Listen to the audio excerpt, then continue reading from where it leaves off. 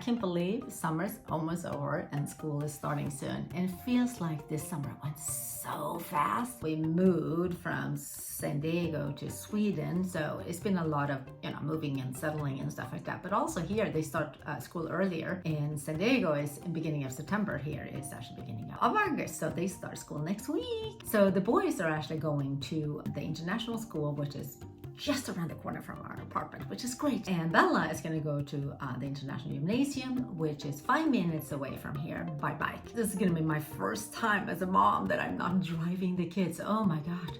I can't begin to tell you how nice that is. We do not own a car anymore. Oh, hallelujah. For sustainable living in the city, we are close to everything so we can walk. And of course, they need some school supply for starting school. School supply can really be unsustainable if you're not careful.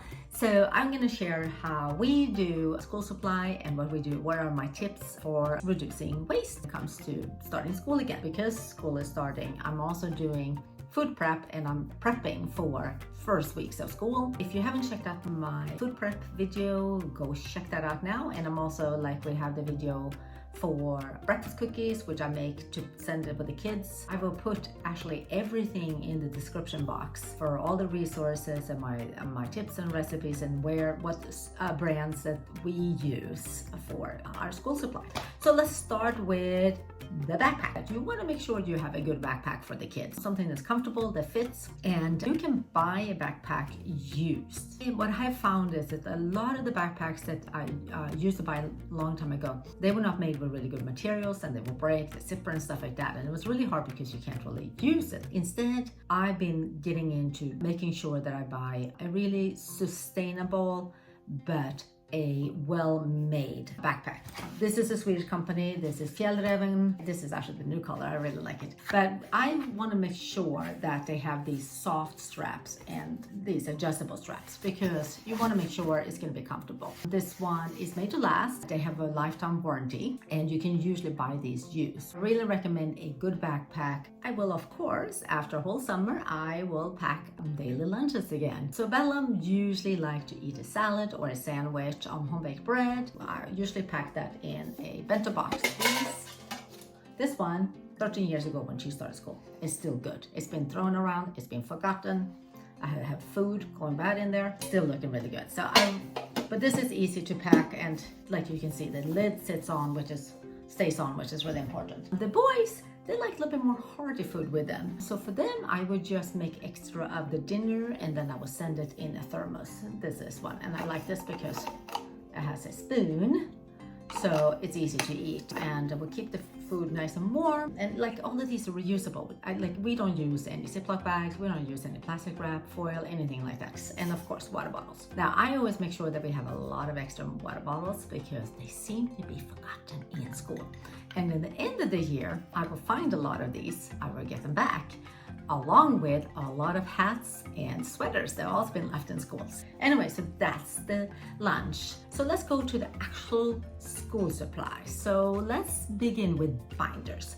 So binders is something that I always say, check around if anyone who you know have binders, because usually people have a lot of binders laying around. So I always go out on Facebook or and ask around if someone has a binder. For example, for us, we have a recycling room here in an apartment building, and someone had put out 10 binders. They have little shelves that people can put things that they no longer need and to see if someone else wants them. If I'm gonna buy a binder, I buy one that's cardboard with a center with screws. That way I can remove them and I can actually recycle that binder if it breaks or if we're done with it. I avoid plastic, same thing with folders. I buy them cardboard, I don't buy them plastic.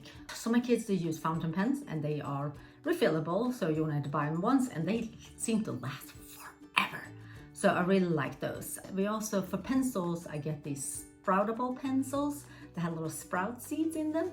So once they're done with it, when they become little stumps, We put them in the garden, we bury them, and they will come up as herbs or flowers or vegetables. This is a really fun thing. The kids really enjoy that part. For highlighters, I use the eco highlighters. They're both biodegradable and eco-friendly. We also have actually pens. So when it comes to print paper, because of course with school we're gonna print a little bit more, but also we have a business that we print a little bit more at home. We make sure that our print paper are 100% recyclable paper or FSC certified paper and unbleached, because you want to make sure it's not bleached paper because it's obviously chemicals. Same thing with the books. I make sure that I buy notebooks that are durable and made with 100% post-consumer recycled paper. So when it comes to the rollers, I make sure that we buy the ones that are made from wood or metal. The plastic one seems to break anyway because my kids sit and bed them. If your child needs to use a calculator, which Bella needed to do last year,